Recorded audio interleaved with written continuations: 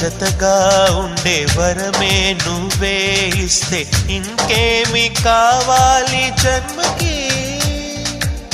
మచ్చలేని చంద్రుడిని మాట రాక చూస్తున్నా, వరస కాని బంధుని చొరవ చేసి అంటున్నా, ఇంకెప్పుడు ఒంటరినని అనరాదని.